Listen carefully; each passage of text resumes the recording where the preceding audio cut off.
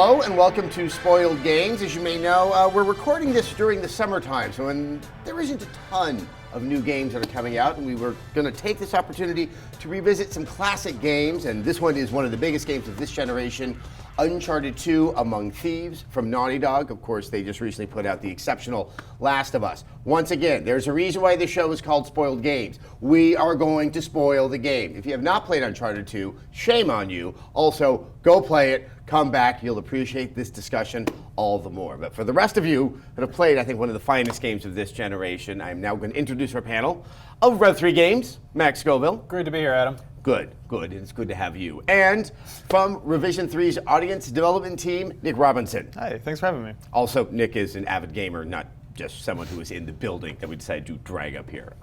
So I think one of the fun things is I fondly remember playing this the first time when it was about to come out. I reviewed it. I gave it the famous phrase, this is the finest single-player game I have ever played. So you said shame on you if you haven't played Uncharted 2. I'm one of those people. Well, but now you played it. Yeah, I played it. I'm free of that guilt. There's just a bunch of other games I still haven't played that I have to get to. But I think 2009 was one of the years that I wasn't gaming at all. So it was just I played Uncharted 1 when it first came out, back when the PS3 was just the thing that one of my friends had that had really cool graphics. So we're like, oh, okay.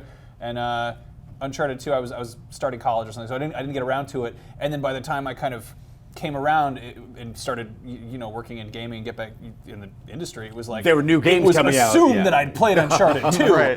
and I'd sort of just awkwardly be like, I wouldn't tell anybody because they would stare at me in disbelief and get angry that if I confessed that I hadn't played it, and I can see why, because it's a really good game.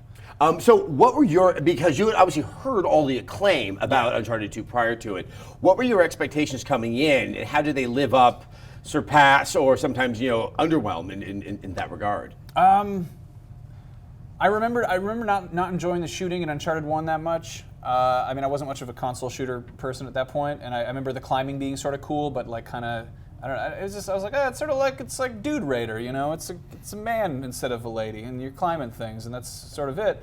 And then I played the Vita Uncharted, which I was sort of underwhelmed by because it was underwhelming.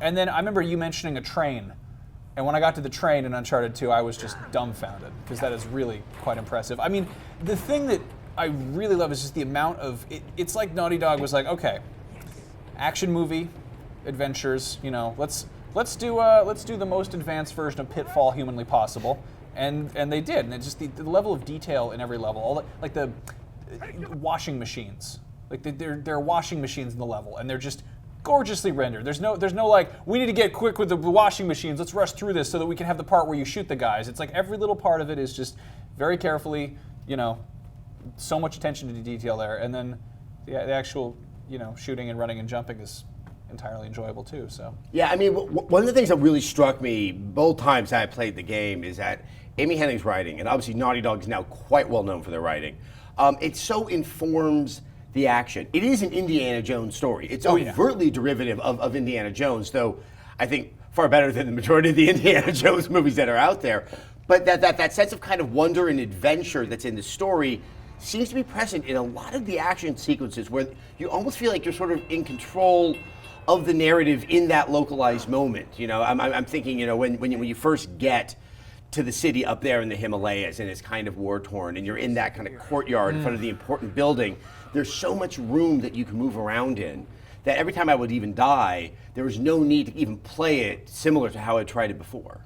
Yeah, I'm with you on that. Just the sense of space and the variety of locations, I think that's a huge part of it. Is like when you're adventuring, it's like let's take them to places they haven't been before. And I loved the Nepalese village. I thought was brilliant. And what was it? There's the part sort of I guess the Nepalese kind of city where it's all everything's sort of war torn and there's a sort of revolution happening and you're climbing on street signs and all that. Yes, I love that. And the thing that I've actually, it's weird because I played Last of Us before playing this, and something that I loved in Last of Us that is present in this too is using yellow things as cues that you can climb shit, as opposed to being like, if you go near something, they're like, press up to jump on this thing, you can climb this, just press X. They're like, no, look for yellow stuff. It might be like a gutter or a sign or a parking meter or some weird painted overhang. And what better way, this is a perfect segue, thank you so much, I mean, the opening, the tutorial level, from the middle of the game, but this absolutely awe-inspiring sequence where you're on the train, hanging off a cliff, and that's how they're going to teach you under the sense of duress, instead of that, that typical rudimentary, there's nothing interesting going on, here's how you jump. It's like, no! Here's a crisis, you need to somehow do the absolute impossible. It's incredible. Like, the yellow is perfect because it's in-game, right? Like, I remember playing Enslaved, which was very sort of pseudo-Uncharted in a lot of ways, and everything just sort of, like, flashes or blinks or shines when you're supposed to jump on it, and it completely pulls you out of it. This, like, it's yellow. It's not always the exact same yellow. It's not always yellow in the same way. But, yeah, like you were saying about the writing, there's something about it that is naturalistic in a way that I don't think games even today are doing. It's very like Nathan Drake just has this sort of almost flirty relationship with literally every other character in the game, where he's just like so playful and wisecracky and and the language, the dialogue when it's delivered by Nolan North, it's so much of it is throwaway. If you look at so many other games that are out there, like it's almost as if every character is aware there's a camera nearby and they need to just suddenly just sort of, everything has to be extemporaneous and very important for the camera. And here it feels more natural than even I think an Indiana Jones movie, but still very, very similar to Harrison Ford's ability to just take the best line and just kind of toss it off into the distance. It does a great job also of just sort of, you don't really know necessarily who's a new character and who's a character that's being introduced, in the sense that they're not doing exposition for that. They're sort of just like, people are going to show up and they're going to interact as though they're old friends. Like, so for instance, Indiana Jones, when he, I don't know, meets, I forget which, any character, Marion or Marcus or whatever, there's this kind of camaraderie that exists there, and they very much got that down with Nathan, because he's just like interacting with people. At the very beginning, you're drinking beers, and it's like, oh hey, you want to do a heist? You want to steal a Turkish lamp or whatever? Like, and they're not trying to be like,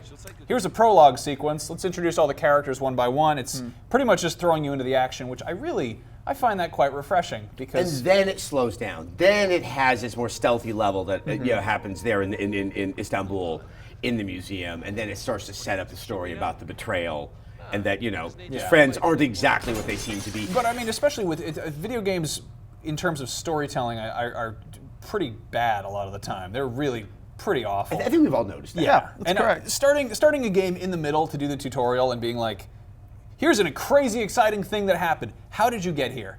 Okay, you finished that. Now let's go to the part at the beginning where you're drinking beers and explaining that there's going to be a heist thing, and then then it leads you in, and then you don't come back to the train sequence until halfway through the game.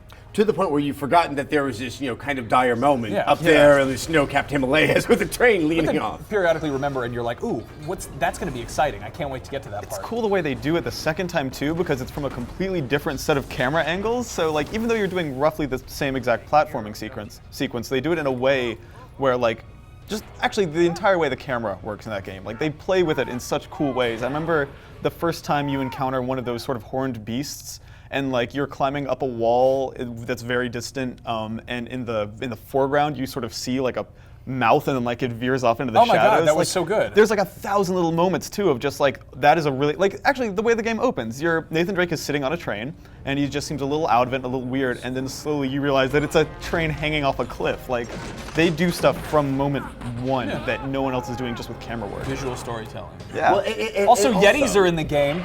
Yetis. I didn't know there were Yetis in the game. I was so excited when the Yetis came out. Are you being serious? I'm serious. I think that is a point of question. I'm not convinced there are Yetis. Played the game. Okay, so I mean, this is a spoiled game, so we can sort of just throw it out there. Yeah. I was sort of annoyed when I found out that the Yetis were Scooby-Doo villains. They were very messed up Scooby-Doo. Yeah, I mean, they were like Avatar super mutants in the Himalayas. But I mean, the fact that there were a bunch of dudes wearing masks kind of just... I was really excited. I was like, Yetis?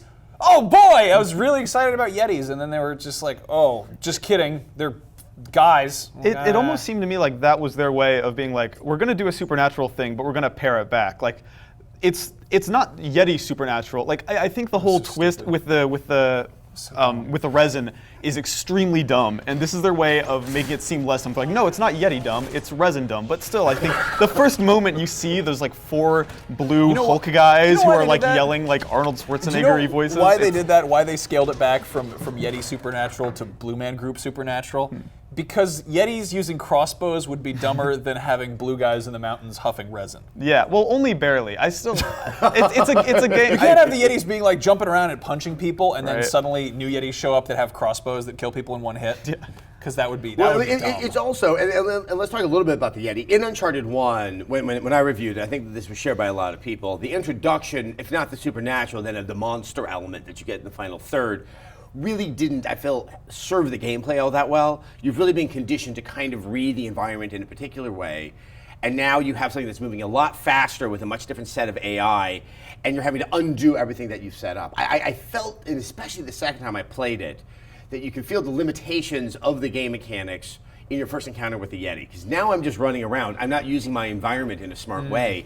And it does seem to sort of, that they had to sort of force this direction of the story without really adapting the gameplay to kind of make it as invigorating as the rest of the game. Yeah, I think straight up the blue dudes aren't fun to fight either. No. Like they're just not enjoyable, and I think that's why I'm sure if you counted, there's probably only maybe a dozen to 15 of those actual blue guys who you end up fighting, and it's Yeah. because they're just dudes who you have to shoot a lot. Watch of out, times. they've got energy spheres. Don't let those things hit you.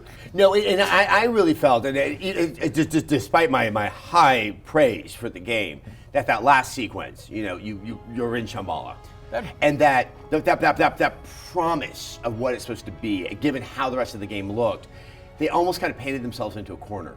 How can they actually? That's almost what a third game should be, is taking place in this mystical, wondrous land that's been part of lore for I don't know how many centuries. Yeah, I mean that's the thing, is what I think kind of drew me in was all the stuff that's so familiar, and the fact that it did keep one foot on the ground. Like, I've been on a train, I've seen washing machines before. Like, these are things that I recognize, and I'm like, oh, that's an incredible attention to detail in that thing that I see on a regular basis. Once you're in Shambhala, it kind of just turns into enslaved a little bit, Yeah. And you've got this, it's a little bit too out there. I mean, I think all the setting stuff there is, it was too gorgeous for me to care. It's just so colorful and high contrast that the actual Shambhala environment I think is gorgeous, but I don't want to fight avatars in it. God, that was straight up. it was weird. I also it kind of felt like, in terms of the pacing, it felt a little bit National Lampoon's Vacation, in the sense that you spend this entire game trying to get to this amazing place, and then you get there and it's just like, oh shit. And it's like you're there for like a very short time, and there's just a man who's like, I'm gonna blow the place up, and you're like, well, better shoot these pods. Yeah, and we'll get to the end with the final boss battle in a second, but going back to sort of the characters in the story, we have Elena, who is a holdover from the original Uncharted, and then there's Chloe, and I guess in terms of her fidelity to Drake, whether or not, I didn't feel as much of the tension the second time. I played it before, but my memory is of playing the first time, that, like an Indiana Jones movie, your gut's telling you this is probably going to work out for the best, at least for most of the characters.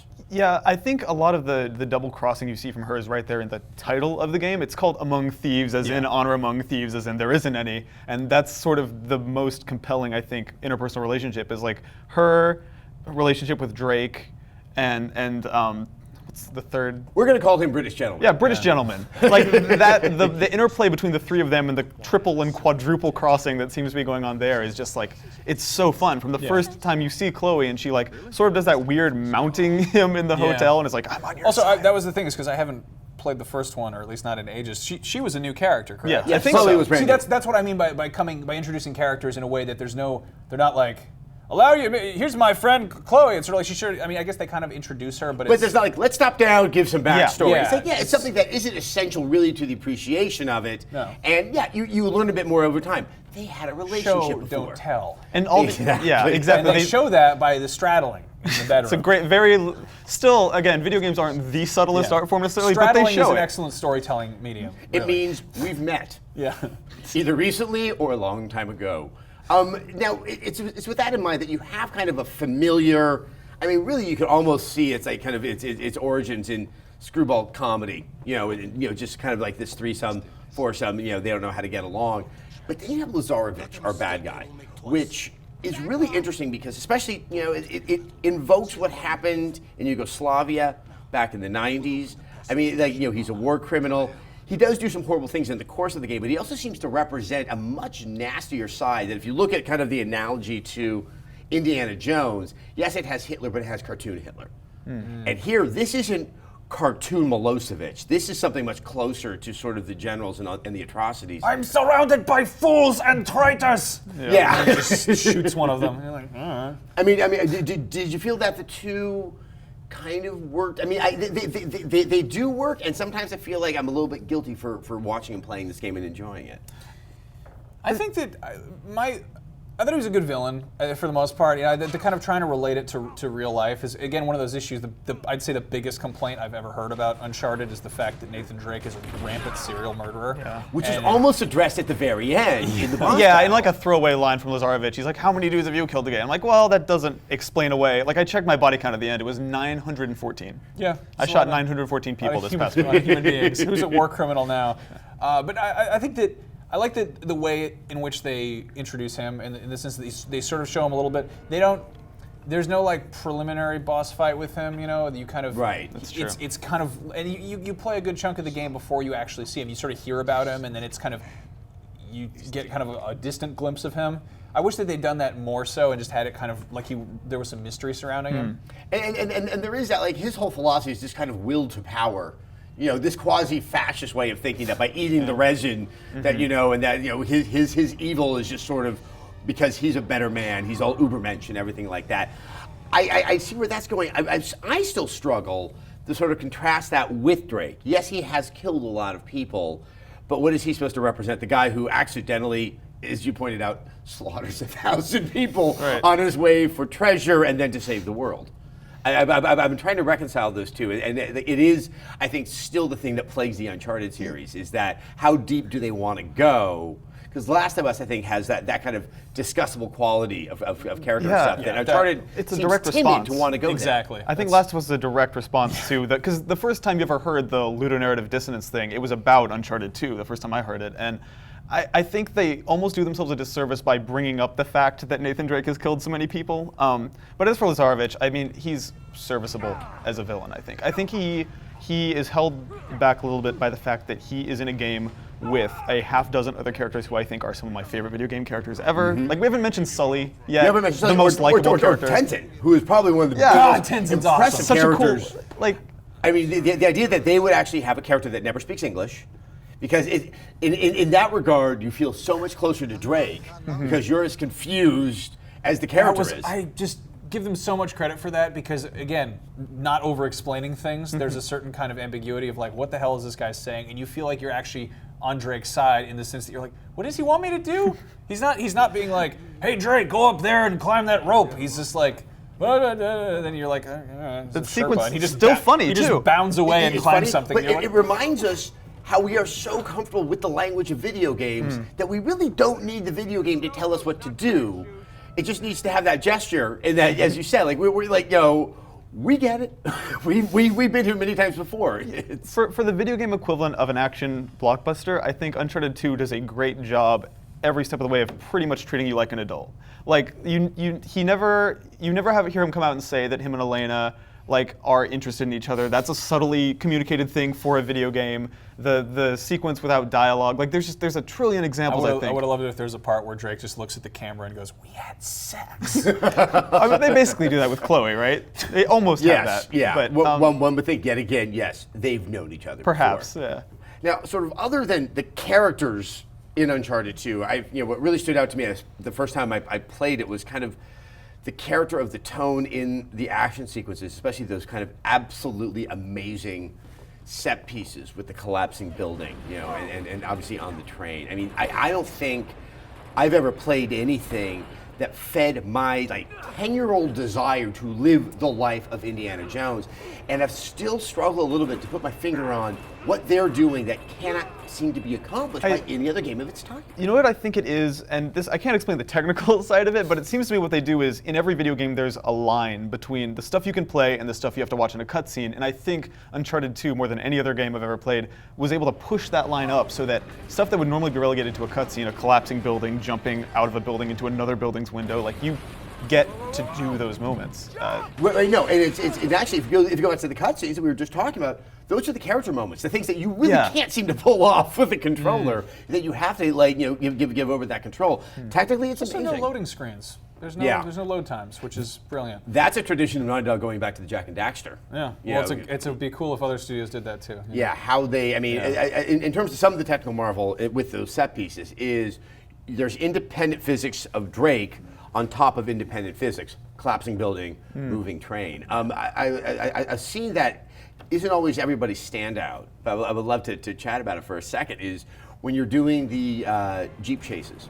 Yeah. First time I played it, that was the one time I kept on dying and dying and dying and dying. Because it didn't occur to me that I can jump from Jeep to Jeep, which is what I've always wanted to do in a game. Yeah. But how many times is it procedural? You kill 5 guys, you get the quick time event, and then you jump over to the next one. And suddenly it occurred to me, it's like, no, I can do it. And that's your point, Nick, that suddenly I'm getting to do all those things that I'm always being held back from in so many other games out there. And it works. What I think is really worth noting about Uncharted, and to another effect, The Last of Us, is that people get through that thing where they're like, it's still a guy, still a white guy with some scruff who's shooting people with guns, and it's like, yeah, but you got to realize they're taking things that have been part of our adventure Vernacular, yeah. And they're recreating them. Like doing a train sequence or a Jeep chase in a movie is impressive. Recreating that when you are actually playing as the person doing it and making it enjoyable to experience yourself that's impressive, and they should be applauded for that. And it's taking something that is kind of tried and true. Train sequences, that's been a thing in action culture going back to the dawn of cinema, pretty much. Yeah. One of the first things was, oh, it's a train, that's exciting, look at it, it's It's moving. the Great Train Robbery, yeah. It's the Lumiere brothers. Yeah. The very first, and yeah. they're like, let's do that and do that well using this medium. And I feel like so frequently video games are trying to almost over innovate, and that they're like, that thing that Hollywood does is cliched, like we don't want to go near that.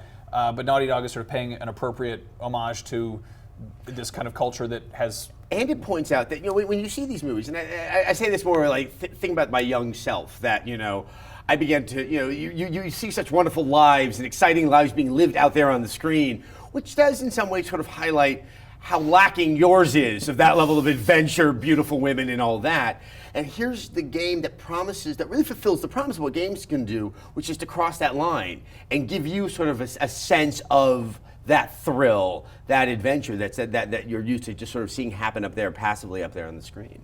It's escapism. It's fantasy. It's adventure. And I think it helps a lot and glory. That the character of Nathan Drake is just as taken aback by everything that's happening as you are. Like, there's so many little oh no, oh no, oh no, like, oh my god. Like, there's like 3 or 4 times where he barely escapes a situation and just laughs about it because that's all he can do. And that's that's how I react to a really good scene in an action movie. I don't know about you, but when something absurd happens and they stick the landing and it's just like, it feels like you just scraped by, that's the natural reaction to have. What I heard was that they had North play through a pretty nearly done version of Uncharted 2 and sort of recorded his reactions and had him react the way Drake would. And that's why it sounds like you or I actually playing the game there. My friend was watching me play it, and she said, oh no, 3 or 4 times, or maybe twice, at the exact same time that Nolan North did in-game, because those are the natural times you'd say it. Like, it just lined up perfectly. So the collapsing building sequence and the train sequence, they're very, very long.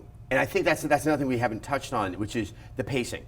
They know how far to go, and they know exactly when to stop, but they went much longer. It's a technical accomplishment that, you have the collapsing building, but then you have everything that leads up finally to taking out the helicopter at the top of the building.